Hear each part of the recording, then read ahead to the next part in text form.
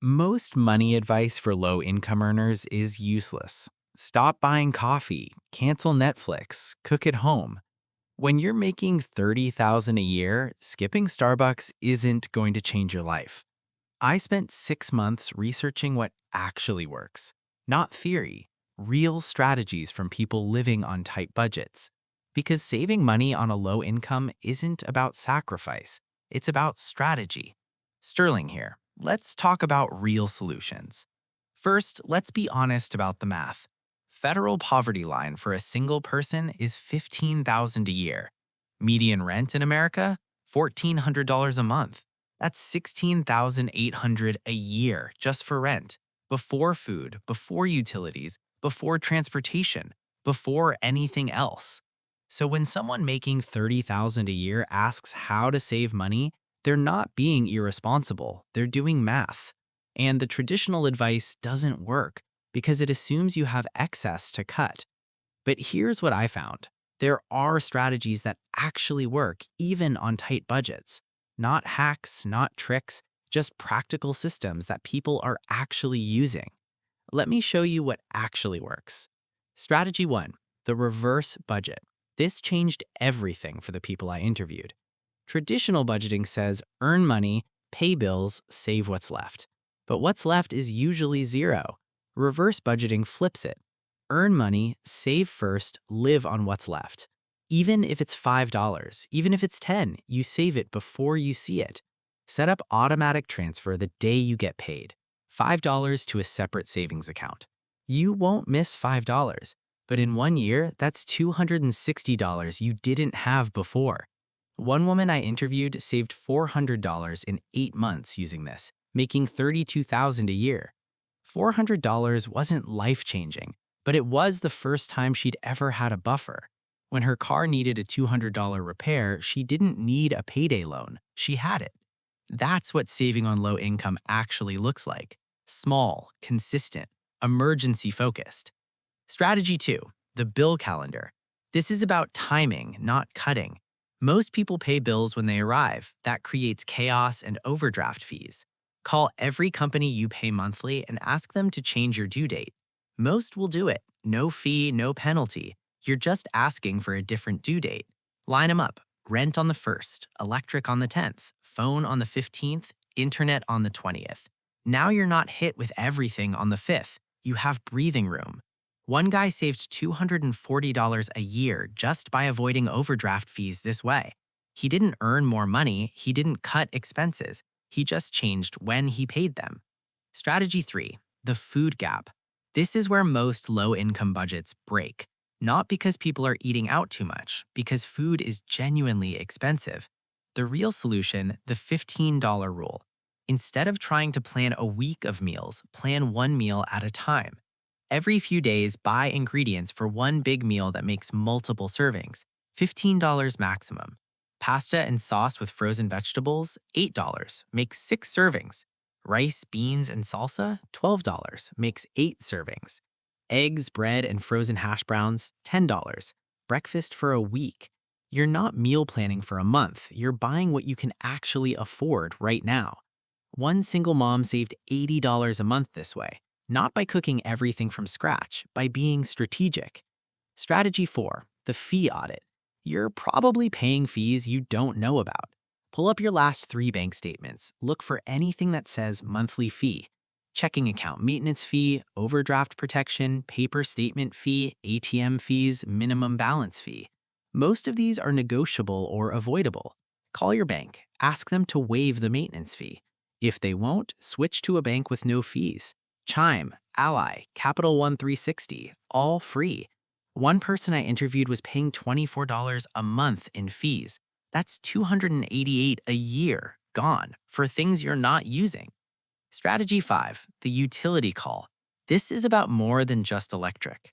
Call your electric company, gas company, water company. Ask if they have a low-income assistance program. Most do, and most people don't know about them because they don't advertise them. They can reduce your bill by 20 to 40% just for asking. One woman's electric bill went from $110 to $65 a month, $45 difference. Over a year, $540. She qualified just by providing her income. Strategy 6, the side hustle filter. Not all side hustles are worth your time. When you're working full-time on low income, your time is valuable. Don't waste it on $3 tasks. The filter, does this pay at least $15 an hour? Can you do it on your own schedule? Is it actually reliable? Dog walking through Rover, yes, pays $15 to $30 per walk. Your schedule, repeat clients. Freelance writing on Upwork, yes, $20 to $50 per article. Your schedule, repeat clients.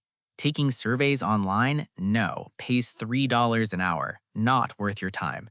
One person added $400 a month dog walking 3 evenings a week. That's real money.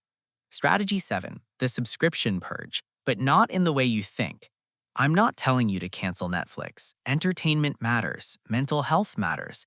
But pull up your bank statement. Look for subscriptions you forgot exist.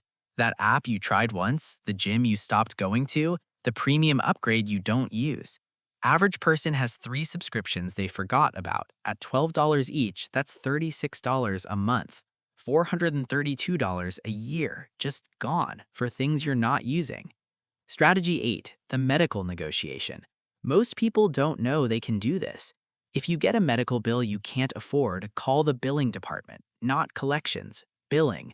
Ask for a payment plan with no interest and a low-income discount.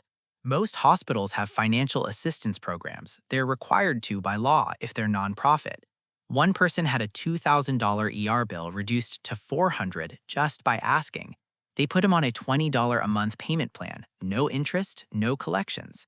Strategy 9, the cash envelope system, but digital. You don't need physical cash. Open multiple free savings accounts, one for each expense category. Food account, bills account, emergency account.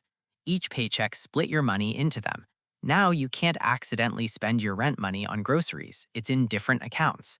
Strategy 10, the reality check. This is the most important one. If you've tried all these and you're still struggling, it might not be your spending, it might be your income.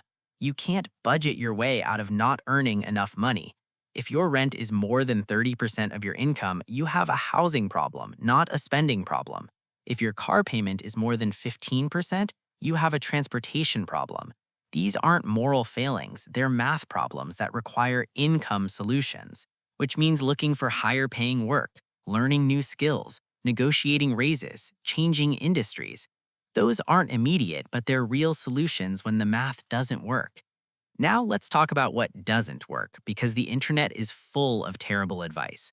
Don't invest in crypto on low income. You need an emergency fund first, not speculation. Don't start a business that requires upfront investment. You can't afford the risk right now. Don't buy bulk at Costco if you can't afford the membership and upfront cost. It's not actually saving you money. Don't cut your only sources of joy trying to save $10 a month. Burnout costs more. Here's what I learned from 6 months of research and real interviews. Saving money on low income is possible, but it looks different than traditional advice suggests. It's not about deprivation, it's about small systems that reduce waste and avoid fees. $5 automatic to savings, bills spread across the month, $15 meal planning, fee audits, utility assistance programs, smart side hustles above $15 an hour. None of these are dramatic, none will make you rich, but together they create breathing room. And breathing room is what lets you start building instead of just surviving.